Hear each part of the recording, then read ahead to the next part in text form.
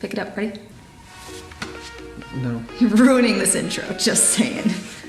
Today we're going to talk about 5 projects that we've learned sell really well for us. So we got a question the other day on Instagram. Go follow us on Instagram if you haven't already. But we got a question of somebody asking, what do you make that sells the best? Like, because there's a ton of different projects. What, as a beginning woodworker trying to make some money, what should I go towards to make money? And so we were just replied with the 5 things that we made the most of. We thought that would be a pretty good topic for a video. So we're just gonna roll through the 5 projects that are just kind of our go-to, explain what's good and bad about each project, what we've learned by building several of them, and hopefully that'll spark an idea for you. Maybe you can use these as your go-to, or it gives you the confidence to get off the ground with your business.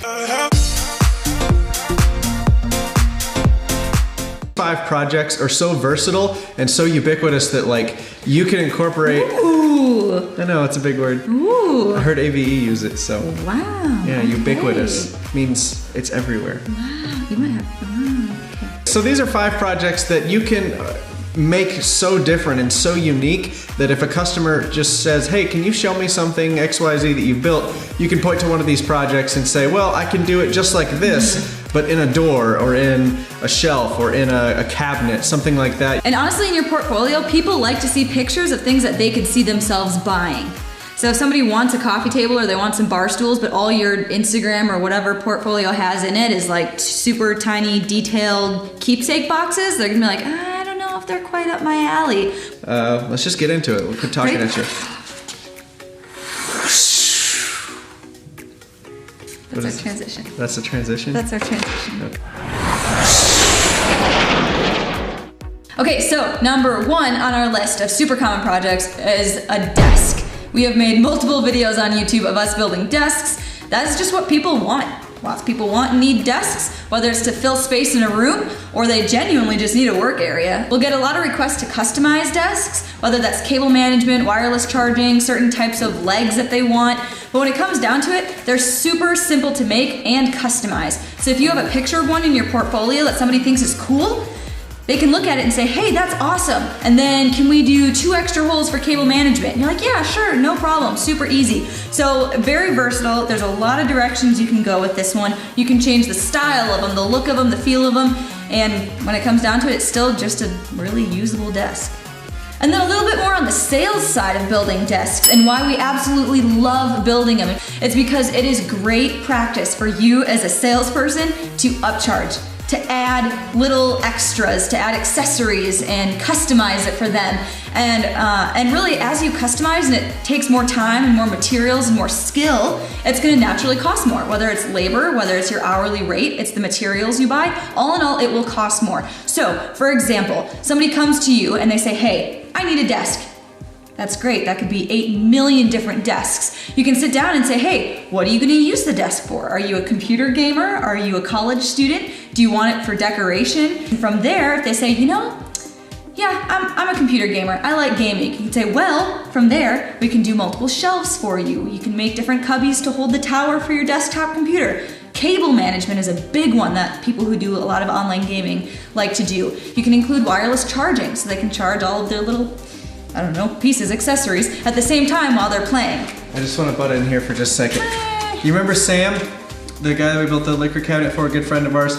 We just built him a desk and we just did all of those things to his little desk. We have a batched furniture desk, just a pine top, chamfered edges, hairpin legs. Built him that exact same desk. We normally sell it for 200 bucks whenever we batch out 5 or more. And we turned his, almost the same exact style, we turned his into like an $800 desk because we used an oak top. Yes. We used 2x6 oak for the top. Solid oak, big, thick metal hairpin legs. Then I made a long tray that did all of his cable management. We had a power strip in there, and then I routed out a big hole in the bottom so he could put a wireless phone charger through the top of the wood. And with all those upcharges, we changed it from a $200 desk that we would make out of pine into an $800 desk, and it really only cost me an extra like 2 or 3 hours worth of labor to get those other things finished. Will this hold me? I hope so. Okay. Okay, I think we're good. Okay, number 2 piece of furniture that we do constantly is coffee tables. Everybody loves coffee tables. Most of what we see is somebody is trying to achieve a certain style, or they're trying to tie together a certain look in their living room. And a coffee table is a really easy way to do that. So that's what we see most of the time. Or somebody will come to us and say, hey, I need to match another piece that I have in my living room, so I need the coffee table to look like that. And honestly, that's where we get a lot of repeat customers. All right, so on the sales side of things, coffee tables are really good because it teaches you and it trains you how to follow up with your customers and get repeat sales. Because if you think about it, where do people put coffee tables? In their living rooms. And then if you look at a living room, think of your living room, it's probably where you have the most furniture in one small area. That reason being because that's the room everybody sees. You have guests and company come over and you sit on the couch in your living room around your coffee table, you serve drinks, maybe you have some end tables, a shelf in the corner, a TV stand. There's a ton of stuff in your living room. So if there's any area of your house where you want a really nice looking piece that you can, talk to people about, for people to compliment and point out the cool design features, it's your living room. So, starting with a coffee table. You build somebody a coffee table. They really like it. You follow up with them in a couple of months and you say, hey, how do you like that coffee table? They say, hey, yeah, I like it. It looks really cool. You could even say something like, hey, when I was in your living room, I noticed in that corner on the left side of your wall, there's a little space open, and I think it'd be super cool if we put a bookshelf in there. We can make it match your coffee table by using the same kind of wood. Oh, that's an awesome idea. I never thought about that. That would be super cool to have a bookshelf in my living room that matched the coffee table. And from there, you can start another sale with a repeat customer. So you put a really nice piece of furniture in somebody's living room, and what do people automatically start doing? They start comparing everything they have to that one piece of furniture. And when you're comparing MDF and particle board furniture to that beautiful oak coffee table that you just built them, they're gonna think, wow, I need to replace some of the stuff I have now with nicer stuff, or I simply want to replace some of my old stuff with newer, nicer stuff. So that's another awesome way that coffee tables are gonna bring you multiple sales. So coffee tables are a really good catalyst to train you to find repeat customers and talk to people who have already bought from you. All right, next up on the list are cutting boards. You've seen us make a bunch of cutting boards on this channel, and that's just because they sell really well. It's one of those things that everybody uses. There's something that you can batch out and make a lot of in a short amount of time. They don't take up a whole lot of space, so you can kind of have them in the corner of your garage or in your basement or something and just have them ready to go. And the next time that you need to make a sale or get a few extra dollars of cash, you can just start texting a ton of people that you haven't talked to in a while and just said, hey, running this business now, was just batching out a ton of cutting boards, wondered if you wanted one. And that's a really easy way to make a couple $100 very quickly. It's also another thing that you can approach businesses with. One thing my buddy Bruce Ulrich that he does, he makes cutting boards for closing gifts. So he's got a really good connection with a bunch of realtors in town, and he just asked him, he's like, hey, can I make cutting boards and you give those to your clients as closing gifts when they buy a home or sell a home with you. He stays really busy making a lot of cutting boards, and you can get super fancy with cutting boards. You can do the face grain cutting boards, which we do a lot of. You can also do edge and end grain cutting boards, which are also, they take a little more time, but they're really, really nice. And if you've got a realtor that's got the money to spend on really nice closing gifts, typically $50 to $100, you can really start to make a lot of money, especially once you start batching them out. That's also a really good opportunity for you as a business owner to learn how to scale.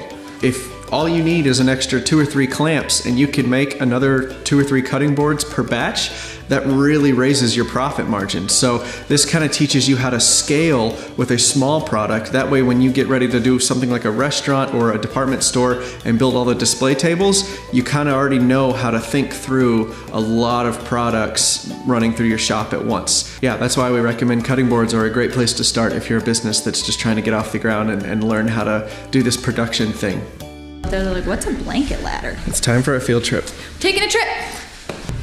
Hi, Brucey. Hi, Brucey. Hi, Perry. Is that gonna be lit? Next up is blanket ladders. Jenny made this one with just a jigsaw and a drill. It was gonna be so mean if you just stopped and said, they're stupid easy to make. Jenny made this one. All right, next on the list are blanket ladders. They're very simple to make. Jenny made this one with just a jigsaw and a drill. They do really well in a living room. They're really versatile. You can get kind of intricate with them if you want to. All it takes is just a couple of 2x4s. You can screw them together, plug the holes. This, again, is another good project. It's a little bit larger, but you can batch them out really quickly. So it's another really good learning opportunity for you as a business owner to batch 5 to 10 of these out and kind of move through the process of doing multiple pieces at once in your shop.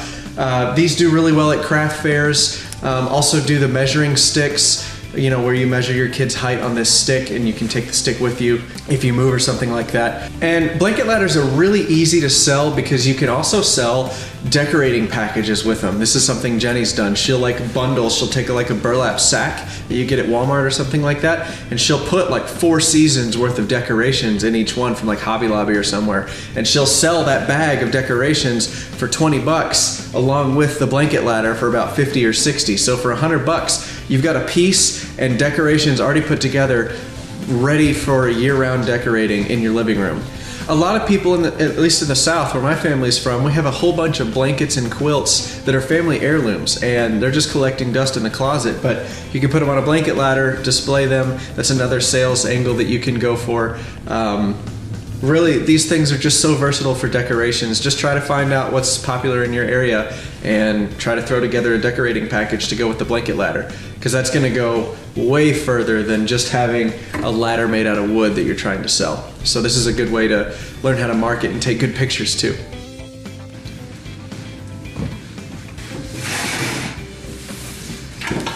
Oh my gosh. So the last thing we're going to talk about is kitchen tables. This is where you can really flex your muscles as a maker. If somebody's buying a kitchen table from you, it's probably not the first thing they've ever bought from you. Maybe it is, but this is a pretty high dollar item. Once you're starting to talk about like custom kitchen tables, you're looking in the $2,000–3,000 range, just kind of depending on the size of the table. This is where you can learn how to make bigger items. You really have to think about your clamping strategy, your sanding and finishing strategies. It's just everything's different with a larger product. Everything changes when the project gets really big. It's one thing to do a bunch of cutting boards and a few other tables, but when you get 1 or 2 kitchen tables in the workshop, you start to run out of space really quickly. So it's a good exercise in learning how to, just manage your space, I guess. This is where you can really find out how well your shop is laid out, because if you can't make a large item like a kitchen table in your shop, you may need to consider getting rid of some things or moving some stuff around, especially if you want to do any sort of like production.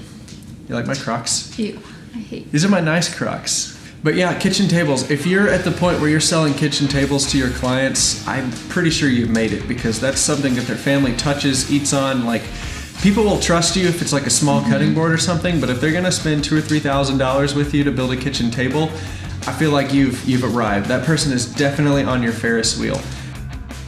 I hope these tips have been helpful. These are just the 5 things that we make the most of, that we feel have the best learning opportunity for a small business or a side hustle trying to learn how to build things. And there's all different types of construction. Like, we've covered small things like cutting boards to really big items like kitchen tables. If you can master those 5 products, if you can master those 5 products, everything is going to go your way, and it sounds like you're off to a great start as a business. So, anything else, Bruce? He says no. All right, well, if you like this video, please hit the thumbs up button. It helps out the channel a ton. It really does make a difference. Hit the subscribe button if you haven't already. And then if you want to know even more detail about how we actually close sales, what we sound like on the phone, some scripts, our pricing structure, that sort of thing, we have programs available for purchase. We slow it way down. We don't put as much fluff and B-roll. It's literally just the information. Yep. Really in depth, really solid. We spend way more time on those programs than we spend on these silly weekly videos. But yeah, check out links in the description. All right, we're gonna have a couple more videos on the screen here for you to watch. Thank you very much. Bye.